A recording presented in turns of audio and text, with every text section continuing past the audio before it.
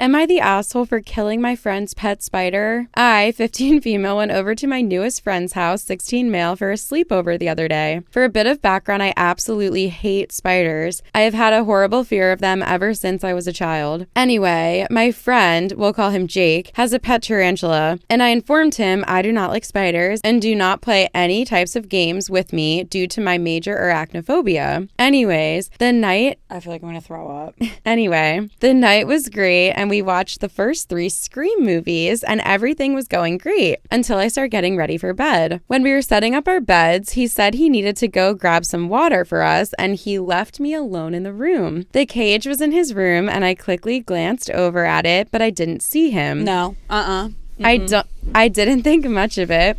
But then Jake went back into the room and he handed me water. But as he did, at the bottom of the cup, his spider was waiting for me. I'm gonna throw up. I'm literally gonna throw up. I scream as I throw the cup across the room. Jake then rushes after the spider, saying that I had killed it. My heart drops as I realize what I had just done. Jake starts screaming at me, saying it was just a prank, and I overreacted. I say that he should have never done that to me and is taking my fear as a joke. He then said I needed to leave and proceeds to kick me out of his house. I called him an asshole, which was wrong of me, but I was very upset. His mother then gave me some money to cab home. It was like 12 a.m. and my mom was asleep. And the day after, I tried calling and messaging him, but no answer. I feel terrible and I don't know what to do. So, am I the asshole? No, you're not. It's a very, very sad story. Yeah. That is so sad. Like, I would be heartbroken if my pet... I don't have any pets, but if my pet died, like, that would be heart-wrenching to me. Like, I'm very sad for Jake, but, like, play stupid games, win stupid prizes. Yes. Like, she told you, like, do not fuck with me. And he literally did it to himself, and he killed his own spider. In my mind, he literally killed his own spider. That is sickening to me. First of all, I'm horrified of spiders. If there was a I almost threw up during one point of that story because you said, I killed my friend's spider. So I'm thinking, okay, a little spider was like crushed. Then when you said tarantula, I thought about a tarantula getting squashed and oh my God, the size of a tarantula. Oh my God, I can't, ew, I have goosebumps. But like, that's what I was thinking about. And I got so nervous that it was going to be like stepped on. And I was like, I don't want to hear that. Say, okay. Kelly's gagging now too. I feel like we could compare it to any other pet, like compare it to a pet mouse or something. Yeah. Because I think a lot of people don't care about spiders and they're like, it's a bug. But like, I know we don't. Okay, maybe you don't, listener. I'm just saying if people were to hate on him, like some people love their tarantula in the way that somebody else loves their pet dog. And I know that it's crazy and like maybe you can't understand it and I can't understand it, but it doesn't mean that they love their pet less. I agree. I feel like there's a little bit of a double standard here because when people are scared of dogs, people are still like, oh, not my dog. My dog's so sweet. Just pet it. You'll fall in love with my dog. And it's like, no. Yeah. Let people who don't like dogs be away from dogs. Yeah. And if I don't want your tarantula near me, don't fucking put it at the bottom of my water glass before I go to bed. Yeah. Keep it away from me. A similar, not even similar situation happened to me. I'm going to be very vulnerable right now and talk about a very irrational, and I know that it's irrational fear that I have, a fear of fish.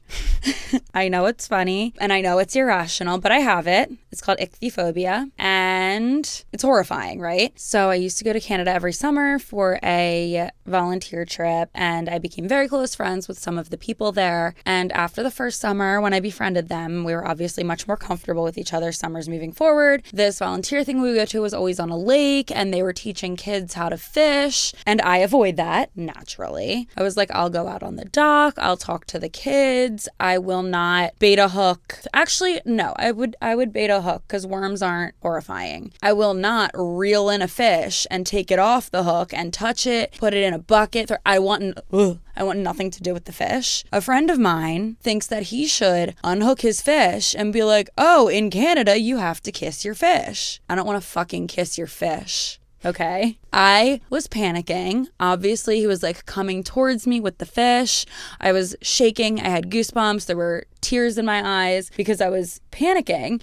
And someone else had to step in and be like, she's actually scared. Don't make her cry. Like, I wasn't trying to cry. I wasn't trying to be dramatic, but I'm scared. I have a phobia. And if someone put a fucking fish in my water glass and I started sipping it and the fish came up and like touched my lip, forget about it. Your fish is getting stomped on. Like, I'm sorry, but it's going to be a natural reaction. And I am so sad that Jake's pet spider died. Like, I really am. That's so sad. Like, luckily this fish was no one's pet and they throw it back in the lake after they were done tormenting me. But like, if they had put their pet fish in a glass, no. Like, it would be dead, and I'm sorry. I feel like people have this, I don't even know what it is, but this, like, desire to almost, like, prove people wrong when it comes to phobias. And it's like, humans don't choose to have phobias, and a lot of times it's rooted in something that they don't even know the reason. So, like, who knows why you have that phobia? I'm sure a psychologist could figure it out, but, like, you're not going through life choosing to have it. And, like, obviously there are people that use like, oh, I'm scared of this to like get attention. And they're like, oh my God, don't do that. Ha. But a phobia is different than that. Like, you don't choose that fear and it's not easy to get over it. Right. We just talked about this on a past episode, me and Trish, but I used to have a phobia of cockroaches to the point where I couldn't even say the word without like feeling nauseous. But I've been doing exposure therapy and forcing myself to... You touched a cockroach? Absolutely not. But I started forcing myself to say the word and like to think about it. And so now I can say the word without getting nauseous. Do I want to see one? Of course not. But I told Trish this story about how in high school, my friend put a cockroach at my feet in class and it was like a real one? No, it was a fake bug that like vibrated to make it seem like it was real. And I like jumped up out of the seat and... Who did that? Tell me afterwards. I'll tell you now. She like, would. I know. Like, it was my friend. So I didn't really care that much, but I did like jump up out of the desk and like literally started like crying. And I had to like de-escalate myself when I realized it was fake. And like, okay, it didn't affect me that much, but like I know there are some people that have way worse phobias than I do and they wouldn't have been able to recover as quickly. And it's like, you're not choosing to have that reaction. Right. And then I just had friends, especially when I was younger, like in high school, and they'd be like, it's just a bug, like relax. And I'm like, do you think that I'm choosing to feel this way? Like, it makes your life worse when you have a phobia. Do you think that I wanted to kill my friend's pet spider? Yeah. Like, I understand that you love your pet. Do you think I wanted to kill your pet that you love? Yeah. Of course not. Yeah. But you can't be mad at me for being horrified of it. And it's like, why are people so like desperate to present people with their worst fear? No, they really are. Like, what do you think is going to happen next? Like, it's not funny. Yeah. And I don't know. It's just so odd. And there's just some people that, I mean,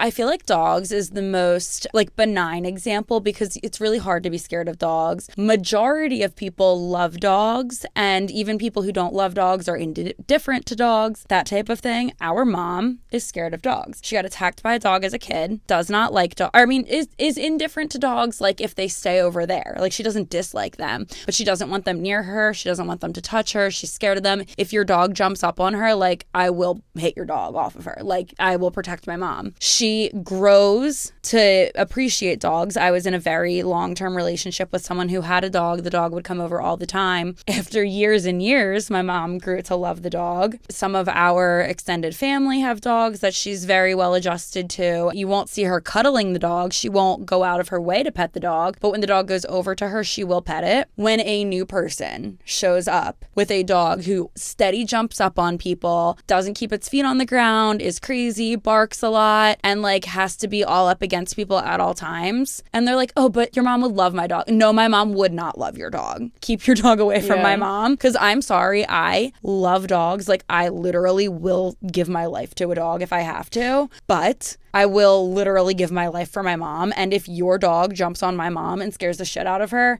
I will protect my mom over your dog. I can tell you that much. It's just like so, I feel like people are like trying to prove something. Right, but that's, and it's like, that's what I'm are saying. You trying, like, people who cares? love to be like, not my dog. Like, my dog would change your mom's. And no, your dog won't, okay? I feel like there's two, like, people see it two ways. One is like, oh, it's not my dog. Like, my dog's fine. Like, you'll love her. It's not my spider. Like, it's not my mouse. Like, my mouse is a pet. Like, you'll love my mouse. to someone that with a mouse phobia, it's like, okay, it could be coming from that. And then it also is coming from like, oh, there's no reason to be scared. Like, get over it. Like, why are you even scared of that? Like, who cares? Like, you shouldn't even care about that. And it's like, you're not choosing the phobia that you have. Like, why are we always, like, why are so many people always trying to like prove this point to like, oh, the phobia doesn't matter. Like, what? Just like let people have the mental illness that they have. Because sometimes I literally feel like a phobia is a mental illness. Maybe I'm not a psychologist, so don't quote me on that. But I'm like, how I handled my phobia when it was at its peak, I'm like, there was something wrong with me. Like, that is not healthy to like live life like that. So that's why I'm trying to get past it. I'm sure every phobia is different, so I don't want to just say everyone has mental health. My phobia issues. is not to your extent. Like, I can say the word fish. Yeah. I can think about a fish without gagging. When I think about touching a fish, I get like goosebumps. Yeah. Like, I get a little tense, a little chilly. I don't want to swim with a fish. The thought of aquariums kind of freaks me out. Like, walking through like walls of fish. That to me makes me really uneasy and very uncomfortable. Actually being in there like terrifies me. But I can talk about it. Yeah. You couldn't say cockroach without gagging. Yeah. So I'm like, okay, maybe it's not a mental illness for everyone, but like I have other mental illnesses. It's but okay, on the same, like the point I'm trying to make though is like I also feel like sometimes people will be like, oh, you're anxious, just like get over it, or like don't be like sad about that, or like whatever. It's like, do you think I'm choosing to have chronic anxiety, or like not that I have it, but like so many people struggle with like depression or anxiety. I feel like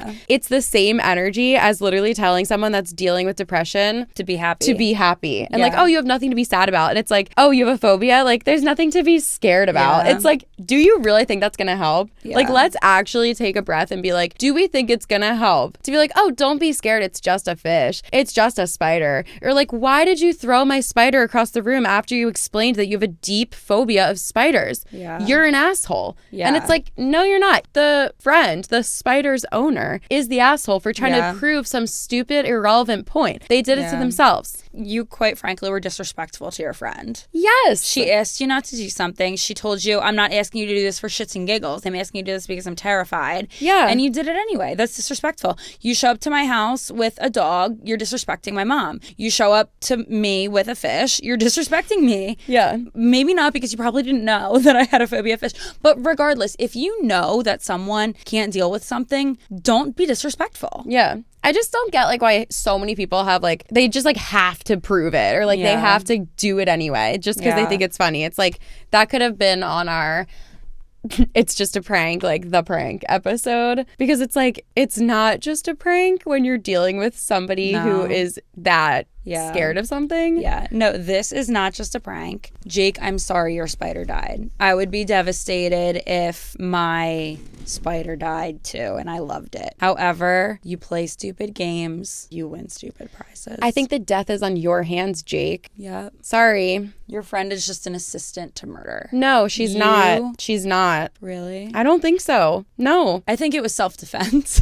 No, she didn't. No, I think that it was like if this was going to court, let's say it was a dog, because people in our society care way more about dogs than about any other animal. Well, yeah, that's why I was using the dog example. Okay, so let's say that somebody handed someone with a phobia of dogs a new puppy that they just bought, and then the person freaked out, threw the puppy, and the puppy died. Whose fault would that be? The person who was handed the dog is not going to be held liable. You don't think in the court of law that someone who was handed an animal and threw it on the ground and killed it would be held responsible at all? With the evidence that's presented, I think most reasonable people on a jury could understand the fear that comes along with having a phobia, and the fact that it was the negligence of the owner who was trying to make a joke that put the dog in danger. And the person who did the action is, it would be like, actually, I don't know exactly what the different degrees of murder are, but this would not be first or second. I think it'd be like third or something. It's like something that was completely an accident, you know? I have no idea. I completely agree that the murder should not be on the murderer's hands and it should be on the person who murder should instigated. not be on the murderer's hands. It should absolutely be on Jake's hands, the person who handed you the puppy. I completely agree. Do I think that's how it would go down in court? I don't know. I don't understand anything about court. I did not take the bar exam. You're right. But I agree that it shouldn't be that way. But also, like, you know, this is the United States of America, so who really I think knows? this is why we need a good lawyer with a really powerful opening statement that explains the seriousness of phobias and how they affect people. Yeah. Because this person should have never been handed the animal. Yeah. And they explained to the owner prior basically what would happen if, you know, like, she said to him, she was like, fuck around and find out. And then he did. And then he found out. Yeah, that's true.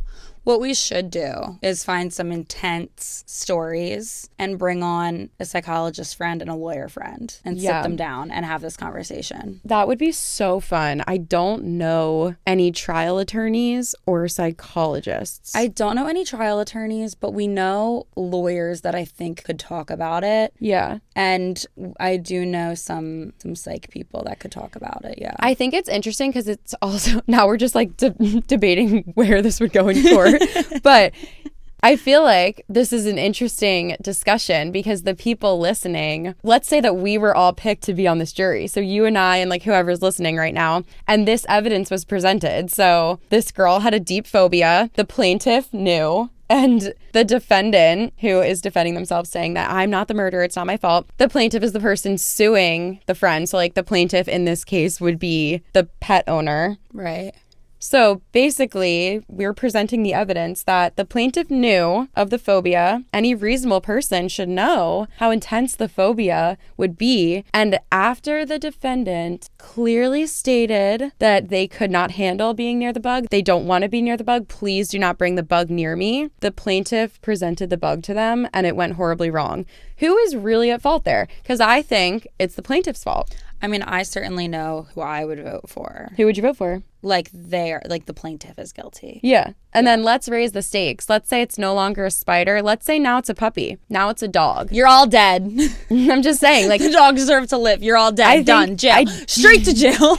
I really do think it's a double standard though, because so many people would probably be like, yeah, who fucking cares? Like, she was scared of a spider. Like, it was her or it was his fault, whatever. But if it's a puppy, I think that people think differently. So tell us. I need to know. I need to know what people would think. If you were on a jury and it was a spider in this exact case, who would be guilty for murder? And if it was a puppy, who would be guilty for murder? Yeah. I think it's the plaintiff regardless. Agreed. Okay, I'm so interested. Yes. Please comment. So you're telling me that you came home and got directly in the shower at the risk of deactivating the ammonium glycol? Yeah, right. Everyone, let's watch Legally Blonde. You did have time to hide the gun, Chutney, after you shot your father. He was your age. How would you feel if your father married someone your age? Anyway, the overall vote on this was not the asshole on Reddit. Meaning the person who killed the spider is not the asshole. Yes. Okay, so we all agree. So we've got our jurors selected. Yes. Tell us in the comments, jurors.